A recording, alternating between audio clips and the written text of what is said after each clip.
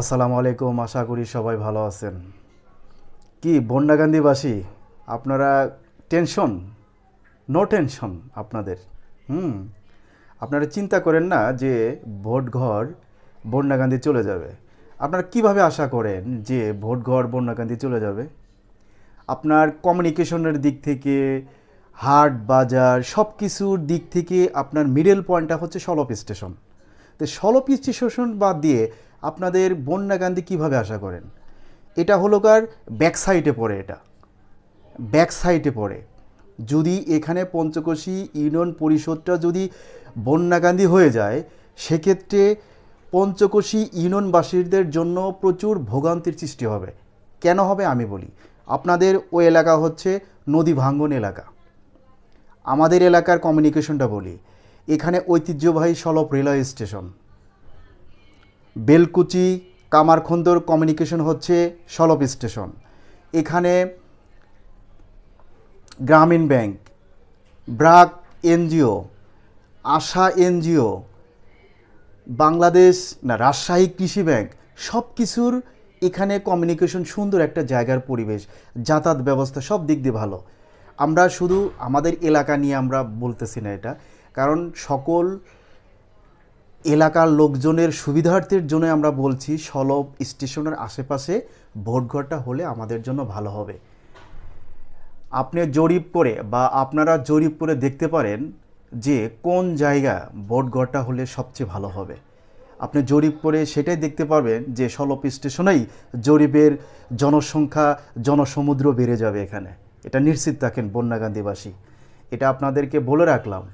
Student টুমোরোতে আপনার Panchakoshi union ভোটঘর Salap স্টেশনের আশেপাশেই হবে, এটা নিশ্চিত রাখেন।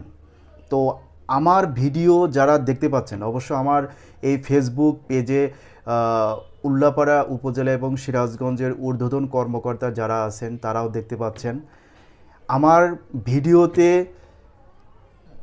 কেন আমি বলছি সলপ রেলওয়ে স্টেশনের আশেপাশে হবে, কেননা এখানে পঞ্চকোশী, কাজীপাড়া, পাথারপাড়া, বেতকান্দি, শাহিকোলা, মাটিকোড়া, বড় লক্ষ্মীপুর, ছোট লক্ষ্মীপুর, ওইদিকে বেতকান্দির পরে ওদিকে হচ্ছে আপনার বেতবাড়ি, ম্যাক্সিমাম লোকজন হচ্ছে সলপ স্টেশনের সাথে কমিউনিকেশন। এখান থেকে যেই বাজার করতে আসলে বোটঘর থেকে এই কাজটা সুবিধে বলে, এবং সবাই ম্যাক্সিমাম তো গ্রামের বাইরেই থাকে। দেখা গেল যে ট্রেনে আসলো, ট্রেন থেকে নেমে ভোট ঘরে কাজটা কমপ্লিট করে সে বাড়িতে চলে গেল। আবার এই দিক থেকে কেউ যদি দেখা যায় উল্লাপাড়া স্টেশনে নামলো, ওদিক থেকে ব্যাক করে সলপ স্টেশনে এসে ভোট ঘরে কাজ যদি থেকে থাকে সেখানে কমপ্লিট করে চলে গেল। এই যে বন্যাকান্দি, ওটা হচ্ছে ব্যাক সাইড, এটা এলাকা যাতায়াত রাস্তাটাও খুবই খারাপ। এটাই আমি বারবার বলছি ঊর্ধ্বতন কর্মকর্তা যারা আমার ভিডিওটা যদি আপনারা দেখতে পারেন বা দেখেন, অবশ্যই অবশ্যই আপনাদের কাছে একটাই রিকোয়েস্ট থাকবে, পঞ্চকোশী ইউনিয়নের ভোটঘর যেন সলপ স্টেশনের আশেপাশেই হয়, এটাই আমার রিকোয়েস্ট। এখানে কোনো দল মত নির্বিশেষে সবাই, এখানে কোনো দলীয় কোনো কার্যক্রম নাই।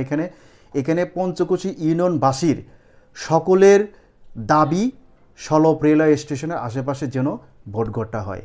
তো আমার ভিডিওটা যাদের কাছে পৌঁছে যাবে তারা অবশ্যই আমার ভিডিওটা আপনারা শেয়ার করে দিবেন, এবং এখানেই ভোট হয়ে যাক যে বন্যাকান্দি হবে নাকি সলপ স্টেশনের আশেপাশে পঞ্চকোশী ইউনিয়নের ভোটঘরটা হবে। আপনারা ইয়েস আর নো আমার এখানে কমেন্টসে লিখে যাবেন, দেখি কোন দিকে, বন্যাকান্দির দিকে হবে নাকি সলপ স্টেশনের আশেপাশে হবে।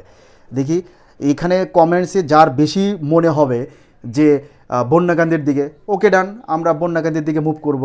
আর যদি দেখি যে সলপ স্টেশনের আশেপাশে কমেন্টসের সংখ্যা বেশি হচ্ছে, সেক্ষেত্রে দেখব যে তাহলে এখানে ভোটঘরটা তাহলে সলপ স্টেশনের আশেপাশে হওয়ার সম্ভাবনা 80% বেশি। কেননা আমাদের তো এটা তো দায়িত্ব না, কারণ দায়িত্ব হচ্ছে ঊর্ধ্বতন কর্মকর্তারাই, তারা ডিসিশন নেবে কোথায় ভোট করা হবে, কিন্তু জনগণের মতামত নিয়েই তারা ভোটঘরটা তৈরি করবে।